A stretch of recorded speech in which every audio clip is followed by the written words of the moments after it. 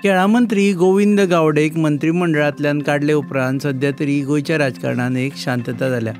गोविंदाक काडले उपरांत सभापती रमेश तवडकरांक मंत्रिमंडळान घेतले असो कयास आशिल्लो. तवडकरांक सभापती पदा वयल्यान राजिनामो दिवपा लायतले आनी गोविंदाची सगळीं खातीं तांकां काडून दितले अश्यो बातम्यो येताल्यो. आतां जर तवडकरांनी सभापती पदा वयल्यान राजिनामो दिलो जाल्यार फुडले सभापती कोण हाचेर तर्क वितर्क चलताले. कोण म्हणटाले की मंत्री सुभाष फळदेसायाक मंत्रिमंडळांतल्यान काडून सभापती पदाचेर व्हरतले. कांय जाण म्हणटाले वास्कोचे आमदार दाजी साळकाराक सभापती करतले.